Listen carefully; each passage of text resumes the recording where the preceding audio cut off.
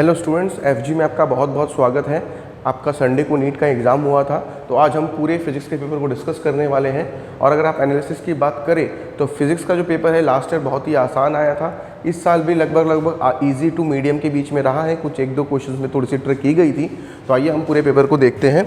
तो सबसे पहला जो क्वेश्चन आपको दिखाई दे रहा है यहाँ पर, ये क्वेश्चन में क्या कह रहे हैं कि एक रेडियस ऑफ गायरेशन दिया हुआ है, आपको सॉलिड स्फीयर का निकालना है और किसका निकालना है, थिन हॉलो स्फीयर का निकालना है। तो अगर आप इसका रेशियो निकालें के सॉलिड बाई के हॉलो, तो आपका आंसर जो आएगा वो कितना आना चाहिए, रूट ओवर सॉलिड का होता है 2/5 इंटू रूट ओवर 3/5। अगर आप सॉल्व करेंगे तो आपका आंसर कितना आना चाहिए, रूट ओवर 3/5। पर आप जैसे कि देख सकते हैं कि ऑप्शन में रूट कहीं पर है ही नहीं। तो आप अगर बोलेंगे तो इसका आंसर क्या होना चाहिए, बोनस जाना चाहिए। आंसर नहीं है, बट फिर भी अगर मोस्ट अप्रोप्रिएट बोले तो option number 4 is the most appropriate answer. Question number 2 की तरफ अगर आप देखेंगे तो यहाँ पर क्या दिया हुआ है, आप देखिए कि वर्क फंक्शन दिया हुआ है किसका, सीजियम का, पोटेशियम का, सोडियम का। सीजियम का कितना दे रखा है 2.14, पोटेशियम का 2.30, सोडियम का 2.75। और हमने एक इलेक्ट्रोमैग्नेटिक रेडिएशन डाली है कितनी एनर्जी की, 2.20 वोल्ट की। तो इनमें से किसके वजह से फोटो इलेक्ट्रॉन निकलेंगे, तो हमें पता है कि अगर एनर्जी जो है वर्क फंक्शन से ज़्यादा होगी तो ही निकलेंगे। तो हम देख सकते हैं सिर्फ सीजियम के केस में ऐसा हो रहा है। तो option number 4 is the correct answer. उसके बाद अगर हम थर्ड नंबर क्वेश्चन की तरफ जाएं तो अमाउंट ऑफ एनर्जी के लिए बोला है। तो हमें पता है कि एनर्जी का जो फॉर्मूला है वो क्या है, हमारा एनर्जी का फॉर्मूला है E इंटू 4πr²। जब आप फॉर्मूला पुट करेंगे तो आपका आंसर ऑप्शन नंबर 2 में आ जाएगा। हम थोड़ा फास्ट चल रहे हैं क्योंकि सबको खाली आपको वैल्यूज़ पुट करनी है। पेपर बहुत ही आसान गया था। आप देख सकते हैं कि यहाँ पर क्या बोल रहा है, यहाँ पर हमें बोला जा रहा है कि the resistance of a carbon register, उसका कलर कोड दे रखा है, आपको थर्ड बैंड बताना है। तो अगर हम इसको कन्वर्ट करें तो ये 2 × 10⁻³ ±5% आएगा। और ये हमें पता है कि ऑरेंज के लिए आता है। तो option number 2 is the correct answer. उसके बाद में हम अगर जाएं तो इन सीरीज LCR सर्किट अगर आप देखेंगे, इंडक्टेंस आपको दे रखा है L, फिर क्या दे रखा है, कैपेसिटेंस दे रखा है ये, और R दे रखा है। तो पूछ रहा है कि रेजोनेंस कब होगा। तो हमें पता है कि रेजोनेंस की कंडीशन XL = XC है, जहाँ पे आपको पता है कि ω² = 1/LC आ जाएगा, 1/LC आ जाएगा। और फिर आप देख सकते हैं कि F = 1/2π√LC में आपका आंसर आ जाएगा। वैल्यू पुट करने पर आपका आंसर आएगा option number 3, that is 1.59 kilo hertz. अगर आप उसके बाद अगर आगे की तरफ जाने की कोशिश करें तो उसके बाद आएगा क्वेश्चन ये वाला, इलेक्ट्रिक फील्ड कंपोनेंट वाला। तो वैसे बहुत ही आसान क्वेश्चन है। अगर हम इसको देखें तो सिंपल सी बात है, C = E0/V0 होता है। जहाँ पे E0 क्या है, एम्पलीट्यूड वगैरह आ जाएगा। तो अगर आप देखेंगे इसका निकालने बोला है यहाँ पर मैग्नेटिक फील्ड का, तो B0 = E0 कितना दे रखा है 48/3 × 10⁸। कट करने पे आपका ऑप्शन आएगा टोटल एक्चुअल में 3 1 3 3 6 यानी कि option number 2 is the correct answer. उसके बाद अगर आप देखेंगे नेक्स्ट क्वेश्चन की तरफ चलेंगे तो 7 नंबर क्वेश्चन है, 2 स्टेटमेंट दे रखी है। तो इस क्वेश्चन में कुछ है ही नहीं, पूरा थ्योरेटिकल है कि ऑब्वियस सी बात है कि फोटोवोल्टिक सेल जो होते हैं वो ऑप्टिकल रेडिएशन को इलेक्ट्रिसिटी में कन्वर्ट करते हैं। एंड ऑप्शन नंबर 2 में देखें तो ऑब्वियस सी बात है कि जेनर डायोड को डिजाइन इसलिए किया गया था ताकि वो आपका ब्रेकडाउन रीजन में रिवर्स बायस में काम कर सके। तो option number 4 is the correct answer, that is statement 1 and statement 2 both are correct. अगर आप इसके बाद देखें, ये बहुत ही आसान सा क्वेश्चन था कि अगर अनप्रेडिक्टेबल फ्लक्चुएशंस आ जाए किसमें, टेम्परेचर में एंड वोल्टेज सप्लाई में, तो इन एरर्स को क्या कहते हैं, personal errors, least count errors, instrumental या फिर रैंडम। हमें पता है कि ऐसे एरर्स को हम क्या कहते हैं, random error. Pure theoretical question था। Question number 9 is again a theoretical question जो कि गॉस लॉ बेस्ड है मैग्नेटिज्म का।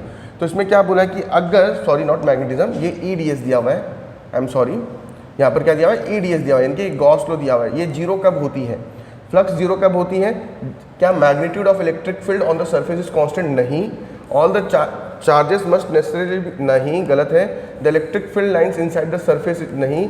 आपको पता है कि φ in = φ out अगर हो जाए उस केस में ये जीरो होता है, यानी कि number of flux entering is equal to number of flux leaving. So option number 4 is the most appropriate and correct answer. 8 number में आप देखेंगे, हम देख चुके हैं, सॉरी 9 हम देख चुके हैं। 10th नंबर, अगर आप 10th नंबर को देखेंगे तो 10th नंबर एक अच्छा क्वेश्चन था जिसमें क्या बोला है कि अगर आपके गैल्वेनोमीटर में कोई डिफ्लेक्शन नहीं है तो आर की वैल्यू क्या होगी। तो हम यहाँ पर पॉइंट पोटेंशियल मेथड लगाएंगे, तो ये 2 वोल्ट और ये भी 2 वोल्ट, ये 0 मानेंगे तो ये भी 0 और ये भी 0, तो यहाँ पर भी आपका आ जाएगा 10। तो तो अगर आप यहाँ पर करंट पता करने की कोशिश करें तो अगर मैं I पता करूँ तो I की वैल्यू कितनी हो जाएगी 10 - 2 बाई 400 दैट इज़ 8 बाई 400। ये मेरा करंट आ गया। अब यही करंट यहाँ से जाएगा क्योंकि इसमें तो कोई करंट है ही नहीं, तो हमें क्या पता करना है इसमें R की वैल्यू, है ना। और यहाँ पर पोटेंशियल कितना आ रहा है, तो हम यहाँ पर बोलेंगे R = V बाई I, और V कितना है भाई अपना 2, I कितना आ जाएगा 8 × 400, तो 8 5 50 100 ohm is the correct answer. बहुत ही शानदार सॉल्यूशन है इस क्वेश्चन का। अब आगे देखते हैं, हम लोग आगे बढ़ेंगे। इसके बाद है आपका ये वाला, an AC source is connected to a capacitor C due to decrease in its operating frequency, decreasing in its operating frequency। तो क्या होगा, डिस्प्लेसमेंट करंट बढ़ेगा, डिस्प्लेसमेंट करंट घटेगा, वगैरह वगैरह वगैरह। तो हमें पता है कि ऐसे केस में जो कंडक्शन करंट होता है वो डिस्प्लेसमेंट करंट के बराबर होता है, जो कि V/XC हो जाएगा, क्योंकि यहाँ पर कैपेसिटर कनेक्टेड किया हुआ है। V को अगर हम यूज़ करें तो 1/ωc हो जाएगा, जो कि ऊपर की तरफ जा करके ωc हो जाएगा। तो आप देख सकते हैं कि डिस्प्लेसमेंट करंट = V × ωc। अब अगर ऑपरेटिंग फ्रिक्वेंसी यानी कि ओमेगा को घटाया गया तो ये भी घटेगा, तो ऑप्शन नंबर 2 यानी कि displacement current decreases will be the right answer. Next question की तरफ चलते हैं। ये वाला क्वेश्चन देखो, बहुत ही शानदार क्वेश्चन, बहुत ही आसान क्वेश्चन। जिन्होंने मॉडर्न फिजिक्स पर बहुत ध्यान दिया था उनका बहुत ही आसानी से आंसर आ जाएगा। मिनिमम वेवलेंथ ऑफ एक्सरेज पूछा है, इलेक्ट्रॉन एक्सलेटेड थ्रू दिस। तो हमें पता है hc/λ = E × V होता है। इस रिलेशन से आप डायरेक्ट दे सकते हैं कि V आपको V के बताना है, तो ये lambda is inversely proportional to V आ रहा है। That is option number 1 is the correct answer, है ना, क्योंकि आपको मिनिमम वेवलेंथ ही पूछा है किसके प्रोपोर्शनल रहेगी। उसके बाद हम नेक्स्ट क्वेश्चन की तरफ जाएं, तो यहाँ पर क्या बोला है, वेंचुरीमीटर वर्क्स ऑन, बेसिक सा क्वेश्चन था। वेंचुरीमीटर सबको पता है कि बर्नौलीज प्रिंसिपल भी पर ही बेस्ड है, और ये क्वेश्चन जिसने कुछ भी ना पढ़ा हो वो भी दे सकता है इसका आंसर, जिसने बोर्ड्स के लिए पढ़ाई की हो, क्योंकि 3 ऑप्शंस जो हैं वो एकदम ही अनरिलेटेड है। तो आंसर होना चाहिए option number 1, that is Bernoulli's principle. अब यहाँ पर आप देख सकते हैं कि एक रेक्टिफायर है। कौन सा रेक्टिफायर है भाई, फुल वेव रेक्टिफायर है, उसमें पीएन जंक्शन डायोड है, सेंटर टेप्ड ट्रांसफार्मर है, कैपेसिटर है, लोड रेजिस्टेंस है। इनमें से कौन सा एसी रिपल को रिमूव करता है, ऑब्वियस सी बात है कैपेसिटर करता है। हमें पता है कैपेसिटर को हम फिल्टर के तौर पे लगाते हैं, तो ऑब्वियस सी बात है इसका आंसर क्या होगा, कैपेसिटर होगा। उसके बाद आप देखिए कि ये वाला क्वेश्चन बहुत ही थोड़ा सा लेंदी हो जाएगी कैलकुलेशन। तो इसमें क्या है, metal wire has a mass, radius, length दे रखा है, percentage error in the measurement of density. तो डेंसिटी इक्वल्स टू क्या होता है, मास बाई वॉल्यूम, और क्योंकि ये वायर है तो सिलेंड्रिकल शेप में आ जाएगा, m/πr²L। तो हमारा क्या हो जाएगा, डेल्टा रो बाई रो, क्या पूछा है, परसेंटेज एरर पूछा है क्या, हाँ, × 100 is equals to delta m/m × 100 plus 2 delta r/r × 100 plus delta l/l × 100। देखिए अगर कोई दिक्कत है तो डेल्टा p/ρ ठीक है, डेल्टा m/m × 100 ठीक है, पाई कांस्टेंट है, 2r सही है सही है। अब आप सारी वैल्यूज में पुट कर दीजिए। इसमें क्या है, ये डेल्टा r है, ये r है, ये डेल्टा m है, ये m है, फिर आपका ये l है, और ये वाला आपका क्या है, डेल्टा l। ये सारी वैल्यूज आप पुट करेंगे तो आपको आंसर 1.6% मिल जाएगा। ठीक है, तो ये हो गया इस क्वेश्चन का भी सॉल्यूशन। ये थोड़ा सा लेंथी क्वेश्चन था, आपका टाइम वेस्ट हो सकता था इस क्वेश्चन में, लेकिन आसान क्वेश्चन था। उसके बाद आप क्वेश्चन नंबर 16 को देखेंगे तो यंग डबल स्लिट एक्सपेरिमेंट की बात कर रहे हैं ये लोग। इसमें अगर आप देखेंगे तो क्या बोल रहे हैं कि screen is moved away from the plane of slit. तो एंगुलर सेपरेशन पे क्या, एंगुलर सेपरेशन कांस्टेंट रहेगी। तो हमें पता है थीटा = λ/d होता है। ये फॉर्मूला कहीं पर भी स्क्रीन डिस्टेंस यानी कि d = स्क्रीन डिस्टेंस पर डिपेंड नहीं कर रहा, यानी कि ऑब्वियस सी बात है वो क्या रहेंगी, constant. Statement 1 is correct. Number 2, लेकिन if the monochromatic source is replaced by another monochromatic source of larger wavelength than angular separation decrease करेगी। तो देखो अगर आप वेवलेंथ को बढ़ाओगे तो एंगुलर सेपरेशन क्या होनी चाहिए थी, बढ़नी चाहिए थी, पर ये क्या बोल रहा है, डिक्रीज होगी। तो आपका ऑप्शन ये गलत हो जाएगा। तो statement 1 is true but statement 2 is false. Option number 2 is the correct answer. Next question की तरफ चलते हैं, 17 नंबर। ये बहुत ही आसान क्वेश्चन है। क्या बोला गया है, potential energy of a long spring बोला है 2 सेंटीमीटर, और फिर उसको 8 सेंटीमीटर से उसको स्ट्रेच किया गया, तो पोटेंशियल एनर्जी में क्या चेंज आएगा। तो u directly proportional to x² हो जाएगा, u1/u2 is equals to 2 × 4 and 8 × 64, यानी कि 4 4 16। तो आंसर आएगा u2 is equals to 16 u1, that is u। Option number 3 is the correct answer. Next question की तरफ चलते हैं। अब यहाँ पर देख सकते हो ये एक अच्छा क्वेश्चन था। अच्छा भी नहीं कह सकते तो बुरा भी नहीं कह सकते, मीडियम क्वेश्चन था। इसमें क्या बोला, light travels a distance x in t1 and 10x in t2 in another denser medium. Critical angle मतलब sine theta is equals to 1/μ होता है, और μ इक्वल्स टू क्या होता है, c/v। तो हम सीधा कह सकते हैं velocity in medium by speed of light, speed in air. आप v ले लो, इसको v ले लेते हैं। तो यहाँ पर क्या आ जाएगा, vm वेलोसिटी इन मीडियम क्या हो जाएगा, ये वाला इन डेंसर मीडियम। तो हम कह सकते हैं 10x वेलोसिटी इक्वल्स टू क्या होता है, डिस्टेंस अपॉन टाइम, 10x/t1, और इसकी वैल्यू क्या आ जाएगी आपके यहाँ पर आएगी t2/x, x ने x को मार दिया, 10 t2/t1। तो आप देखेंगे तो theta is equals to sine inverse 10 t2/t1। Option कहाँ है ये, 10 t2/t1, ऑप्शन नंबर 3 इसका आंसर।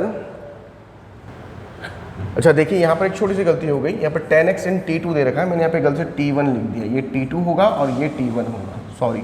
तो ये t1 हो जाएगा और ये t2 हो जाएगा, थोड़ा सा एरर आ गया, t1 हो जाएगा, ये t2 हो जाएगा। तो आप देख सकते हैं आंसर क्या आ जाएगा, option number 3, sine inverse 10t1/t2। ठीक है, चलो नेक्स्ट क्वेश्चन की तरफ चलते हैं। ये क्या है, 12 volt 60 watt lamp is connected to the secondary of a step down transformer whose primary is connected to the. ठीक है, स्टेप डाउन ट्रांसफार्मर वगैरह वगैरह जो भी है, हमें पता है कि input power should be equal to output power. तो 60 watt should be equal to 220 into I. तो आई की वैल्यू कितनी आएगी, 60/220, अल्टीमेटली सॉल्व करने पर 0.27 एम्पियर आ जाएगा।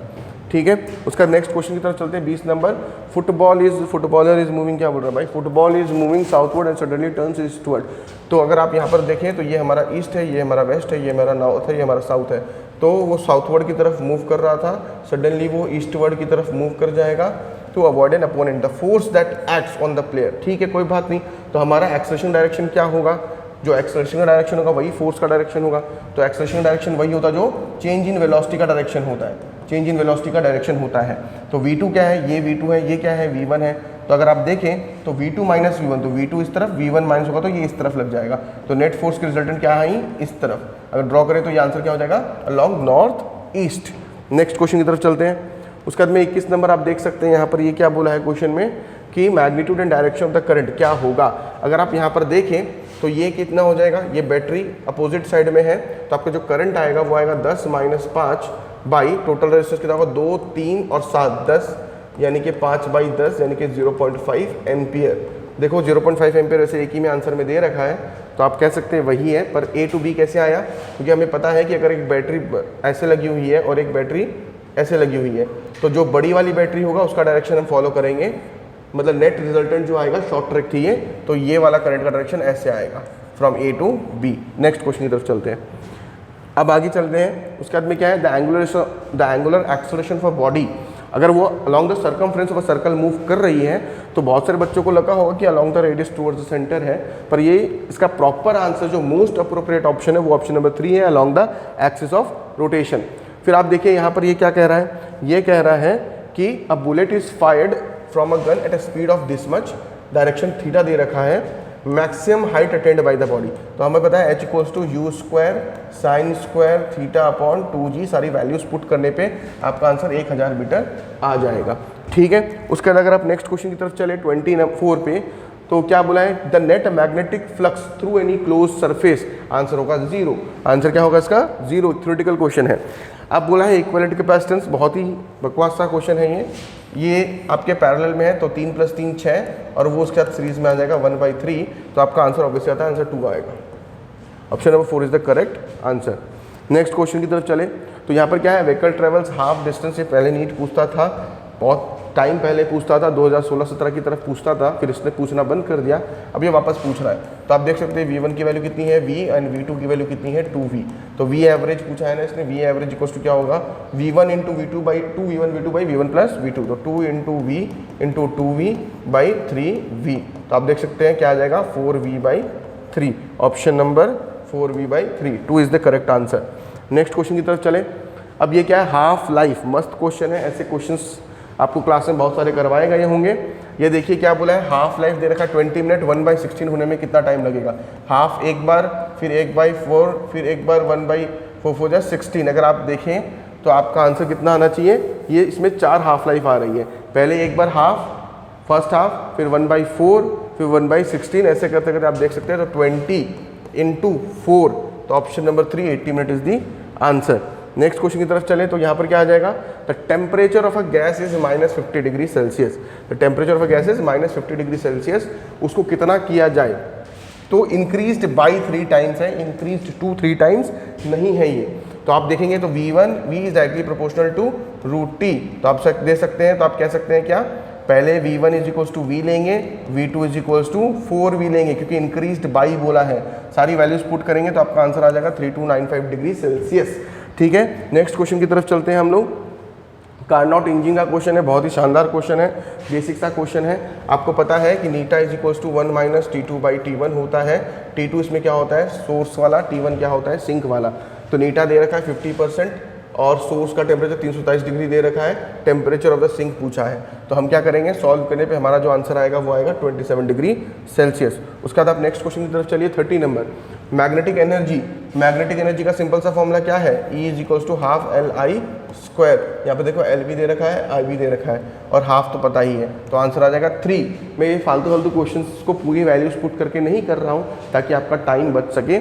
हम लोग सिर्फ सॉल्यूशन देख रहे हैं और प्रॉपर फार्मूलाज देख रहे हैं। अब यहाँ पर देख क्या बोला है कि एक लेट अ वायर, एक वायर है और क्या बोला, उसको सस्पेंड किया गया है सीलिंग से रिजिड सपोर्ट। तो ये सर सीलिंग से सपोर्ट कर दिया गया है और उसमें एक वेट लगा दिया गया है W। तो उस पर लॉन्गिट्यूडनल स्ट्रेस कितनी आएगी, तो लॉन्गिट्यूडनल स्ट्रेस इक्वल क्या होता है, force by area, and force by area क्या हो जाएगा, W/A। तो option number 1 is the correct answer. ठीक है, आगे देखते हैं नेक्स्ट क्वेश्चन की तरफ। An electric dipole is placed at an angle of 30 degree with an electric field. Angle दे रखा है, इलेक्ट्रिक फील्ड बताई है, इट एक्सपीरियंस अ टॉर्क बोला है, डाइपोल लेंथ दे रखी है। तो टॉर्क इक्वल टू क्या होता है भाई, PE sin theta, PE sin theta. देखो torque equals to PE sin theta, and what is PE, Q × 2L × E × sin theta is equals to torque. तो आपको सारी वैल्यूज दे रखी है, बस पुट करो, क्योंकि वैल्यू निकालो, आंसर आएगा 2 माइक्रो कूलम। नेक्स्ट क्वेश्चन की तरफ चलते हैं हम लोग। 30, हाँ ये हो गया। उसके बाद में 33, यहाँ पर क्या बोला है कि बाल्मर सीरीज की शॉर्टेस्ट वेवलेंथ हमें पता है, बाल्मर 2 to इन्फिनिटी होता है और आपकी ब्रैकेट की 4 to इन्फिनिटी होती है। तो λ1/λ2 is equals to n1² put करो और आंसर लाओ, आपका आंसर आएगा 4 लैम्डा। ये थोड़ा सा अजीब सा लग रहा है पर ये 4 लैम्डा है और यहाँ पर इन्होंने लैम्डा लिख रखा है। ठीक है, उसके बाद आप देखेंगे नेक्स्ट क्वेश्चन की तरफ। फिर आया क्या है आपका 33 हो गया ना, 34। अब यहाँ पर आप देखिए क्या बोला है, रेशियो ओपन पाइप की फंडामेंटल फ्रिक्वेंसी क्या है, V/2L। इसकी कितनी है, V/4L। रेशियो लेंगे तो 2:1 आ जाएगा। ठीक है, नेक्स्ट क्वेश्चन की तरफ चल रहे हैं 35 एक अच्छा क्वेश्चन था, टाइम टेकिंग क्वेश्चन था, शानदार क्वेश्चन था। ठीक है, बट वी आर एक्सपेक्टिंग कि इससे थोड़ा सा अच्छा क्वेश्चन आना चाहिए। वैसे this was a good question but nevertheless आसान क्वेश्चन। क्या बोला है, एक बॉडी है, मास m रखा हुआ है, इसकी दूरी थोड़ी सी दूरी पर 9m रखी हुई है at a distance r।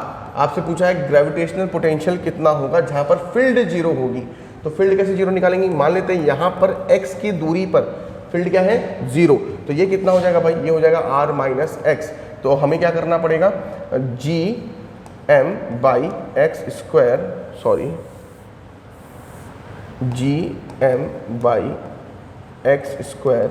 G9m/r - x का होल स्क्वायर। तो यहाँ से आप देख सकते हैं G ने G को मार दिया, M ने M को मार दिया, तो आपको यहाँ से x की वैल्यू मिल जाएगी।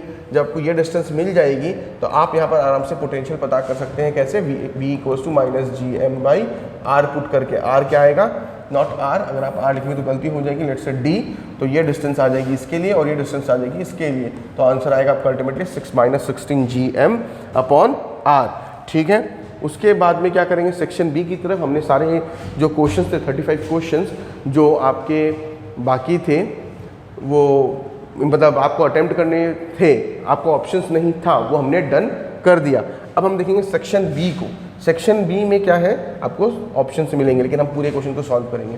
ये क्वेश्चन भी एक बहुत अच्छा क्वेश्चन था, टाइम टेकिंग क्वेश्चन था। और सही भी बात है कि आपको टाइम कम मिलती है तो ऐसे क्वेश्चन ज़्यादा वो नहीं डाल सकते, बट फिर भी कॉन्सेप्चुअल क्वेश्चंस थोड़े से अच्छे डालने चाहिए। आगे देखते हैं, यहाँ पर क्या बोला है कि एक रेक्टेंगुलर वुडन ब्लॉक है, यहाँ से इनिशियल वेलोसिटी v से बुलेट आ रही है। जब ये बुलेट इससे टकराती है, टकराने से पहले इसकी वेलोसिटी u होती है, मतलब यहाँ पर इसकी वेलोसिटी u है। टकराने के बाद ये कहीं ना कहीं यहाँ पहुँचती है। अगर ये डिस्टेंस 24 सेंटीमीटर है तो कह रहे हैं ये इट्स लेंथ यहाँ पर इसकी वेलोसिटी हो जाती है u/3। तो अब बताओ कि जब ये बुलेट जाकर के कहीं पर रुक कर, ये bullet then it further penetrates into the block in the same direction before coming to rest exactly, मतलब ये यहाँ से क्रॉस कर जाएगी जब ये रेस्ट पर आएगी। तो total length of the box कितना होगा, यानी कि अगर आप देखें तो वो बुलेट यहाँ पर आकर के रेस्ट पर आएगी, ठीक है, यहाँ पर आकर के रेस्ट पर आएगी। तो मैं क्या, मुझे इसकी डिस्टेंस पता करनी है, मुझे ये डिस्टेंस दे रखी है। तो सबसे पहले क्या करेंगे, यहाँ पर हम v² = u² - 2as करेंगे। v कितनी हो जाएगी, u/3 का होल स्क्वायर, ये हो जाएगा आपका u² - 2 × a × 24 सेंटीमीटर। आपको यहाँ से एक्सेलरेशन मिल जाएगा। फिर आप इस पोर्शन के लिए यही इक्वेशन अप्लाई करेंगे, v² = u² - 2as। v² इस केस में 0 हो जाएगा और u² हमारा क्या हो जाएगा, u/3 का होल स्क्वायर माइनस, और ये जो a आपको यहाँ से मिलेगा वो आप यहाँ लगाओगे, यहाँ से आपको s मिल जाएगा। तो यहाँ की कुछ डिस्टेंस आएगी, आप दोनों को ऐड करेंगे तो आपको फाइनल डिस्टेंस मिलेगी जो कि 27 सेंटीमीटर आएगी, ठीक है। उसके बाद हम नेक्स्ट क्वेश्चन की तरफ चलते हैं। 35 क्या 36 वी हैव डन। 37 की तरफ अगर आप आते हैं तो यहाँ पर क्या बोला है कि the radius of inner most orbit hydrogen atom, तो हमें ये बहुत अच्छे से पता है कि R3 पूछा है ना, 0.53 × 3 का स्क्वायर बाई 1, आंसर 4.77 आ जाएगा, ठीक है। उसके बाद अगर नेक्स्ट की तरफ चले तो calculate the maximum acceleration of a car moving so that a body lying in the floor of the car remain stationery. तो ऐसा कब होता है, calculate the maximum acceleration of car so that a body lying on the floor okay remain stationery. तो उसके लिए क्या हो जाएगा, अगर ये ऐसे स्टेशनरी पे रखना है तो ये फोर्स किसके बराबर होनी चाहिए, फ्रिक्शनल फोर्स के बराबर, स्टैटिक फ्रिक्शन के बराबर होनी चाहिए। यानी कि ma बराबर mg × म्यू, m ने m को मार दिया, a = म्यू g करना है। म्यू की वैल्यू आई थिंक 0.15 दे रखी है, × 10 करेंगे तो 1.5 आपका आंसर आ जाएगा। उसके बाद आप नेक्स्ट क्वेश्चन की तरफ चलते हैं। 10 resistors, each of resistors are is connected in series. कोई बात नहीं, सीरीज में कनेक्ट कर लिया तो नेट रेजिस्टेंस इन सीरीज क्या आ जाएगा, 10R। फिर वो ये कह रहे हैं कि एंड नेग्लिजिबल इंटरनल रेजिस्टेंस, ठीक है।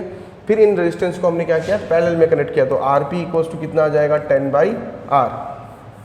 कितना आ जाएगा, 10/R, है ना, R/10 आएगा, R/10, ये आ गया। अब बोला है the current is increased by 10 times, तो बैटरी तो सेम है, पोटेंशियल सेम ही रहेगा, तो हम क्या कह सकते हैं, V = I × R, या फिर आप कह सकते हो I is inversely proportional to R।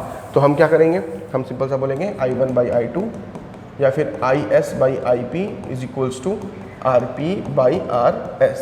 तो RP कितना है भाई, R/10 × RS कितना है हमारा, 10R, तो 1/10R। तो R ने R को मार दिया 100, तो आप कह सकते हैं IS/IP = 1/100, यानी कि IP will become 100 times of IS। तो आपका आंसर होना चाहिए 100, यानी कि option number 1 is the correct answer. अब चलिए नेक्स्ट क्वेश्चन की तरफ चलते हैं हम लोग। 40 नंबर और 10 क्वेश्चन बचे हुए हैं। अब देखो इस क्वेश्चन में यहाँ पर क्या बोला है कि एक हॉरिजॉन्टल ब्रिज है, is built across a river. The student standing on the bridge throws a small ball vertically upward with a velocity of 4 meters per second. The ball strikes the water surface after 4 seconds. Height of the bridge above water surface is okay, no issue at all.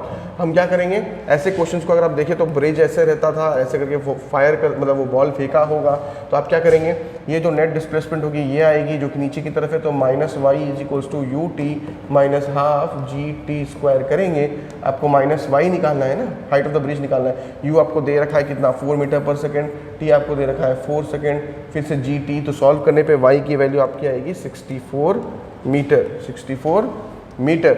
चलिए next question की तरफ चलते हैं। 40 हो गया। 41 the net impedance of the circuit. भैया बहुत ही बकवास क्वेश्चन था, बहुत ही टाइम टेकिंग क्वेश्चन था, तो इस क्वेश्चन पे हम भी सिंपल सा फॉर्मूला बताएंगे, आगे बढ़ेंगे। Net impedance of the circuit क्या होता था? Net impedance of the circuit होता था R square plus XL minus XC का होल स्क्वायर, यहाँ पर एक्सएल होता था ओमेगा एल और एक्ससी होता था 1/ओमेगा सी।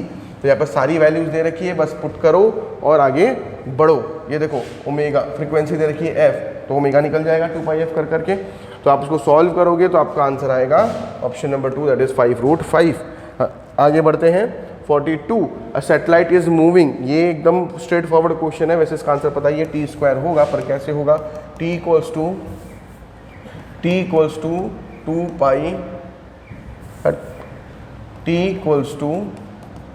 पाई r बाई v होता है। अब v के बदले √/gm/r होता है, तो आपको पता याद आएगा 2π/gm/r³ और इसको स्क्वायरिंग करते थे हम लोग, याद है? t² equals to 4π²gm/r³। अब यहाँ पर m की वैल्यू 4/3πr³ कर दोगे, इनटू डेंसिटी कर दोगे, तो आपको पता चलेगा कि ये t² के प्रोपोर्शनल आ रहा है, यही वैल्यू आ जाएगी। आगे देखते हैं नेक्स्ट क्वेश्चन 43।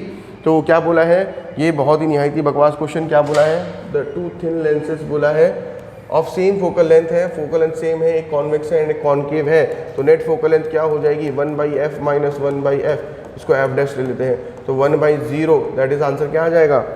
0/1, तो आपका आंसर आ जाएगा इनफाइनाइट। क्या आ जाएगा? इनफाइनाइट।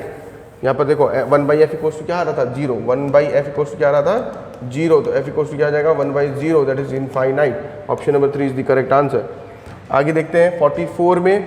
तो आप देख सकते हैं यहाँ पर क्या क्वेश्चन में बोला गया है, the following circuit truth table. अच्छा क्वेश्चन था, इसमें अगर आप बूलियन अलजेब्रा लगाएं तो आपका बहुत अच्छे से काम हो जाएगा। तो ये हो गया हमारा a बार, ये हो गया हमारा b बार, यहाँ पर ऐड होगा तो a बार प्लस b बार, फिर ये नैंड गेट, तो सॉरी देखो ये आपका a बार और ये आपका b बार, ये नैंड गेट में अगर ये जोड़ के जाएगा तो आपका अल्टीमेटली आ जाएगा a plus b that is your OR gate. और गेट का अगर आप देखें तो option number 1 is the only answer. उसके बाद में आप 45 क्वेश्चन में जाएंगे। तो ये वाले क्वेश्चन में क्या है आपका कि ये आपकी एक स्ट्रेट वायर है, ये आपकी स्ट्रेट वायर है और यहाँ पर एक सर्कल वाली वायर है। तो आपको क्या बताना है? आपको बताना है magnetic field at point P। तो आपको पता है कि वायर के वजह से यहाँ पर क्या होगा? मैग्नेटिक फील्ड कहाँ जाएगी? अंदर की तरफ। मैग्नेटिक फील्ड कहाँ जाएगी? क्रॉस। इसकी वजह से भी क्रॉस और इसकी वजह से डॉट, सर्कल वाले पार्ट की वजह से। तो अगर आपको फॉर्मूलाज याद हो तो आप इसके वाले फॉर्मूला लगाओगे 2 × μ0/4πI/d और इसके लिए आ जाएगा μ0/4r। पूरा सॉल्व करने पर आपका आंसर जो आएगा वो ऑप्शन नंबर 2 आएगा and pointed away from the page. Next question की तरफ चलें तो हमारा आ जाएगा 46 नंबर। अब इसका बहुत ही अच्छा क्वेश्चन है। अल्फा इज इक्वल्स टू, अगर आपको याद हो तो RT is equals to R0 1 plus alpha delta T. आपको यहाँ से निकालना क्या है? अल्फा की वैल्यू। आपको the resistance of a wire eight 0 degree से 2 ओम, तो R0 की वैल्यू 2 ओम दे रखी है और RT की वैल्यू 6.8 दे रखी है, डेल्टा टी की वैल्यू 80 डिग्री सेल्सियस दे रखी है। आप सारी वैल्यूज पुट करेंगे तो अल्फा की वैल्यू आएगी ये वाली। ठीक है, हम चले नेक्स्ट क्वेश्चन की तरफ। नेक्स्ट क्वेश्चन है आपका 47।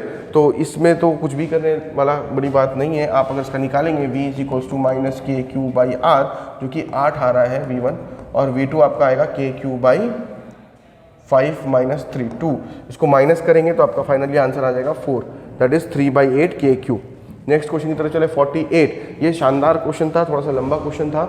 तो इस क्वेश्चन में कैसे करना चाह रहे थे, अगर हम आपको पावर की फॉर्मूला से है तो पावर के फॉर्मूले से कर लो, और नहीं तो आप लेंस मेकर फॉर्मूला से भी कर सकते हो। तो इसको कैसे करेंगे आप देख सकते हैं कि ये वाला जो पोर्शन दिख रहा है आपको, ये वाला पोर्शन, ये लेंस नंबर 1 बन जाएगा। और इस 1 मिनट रुकिए,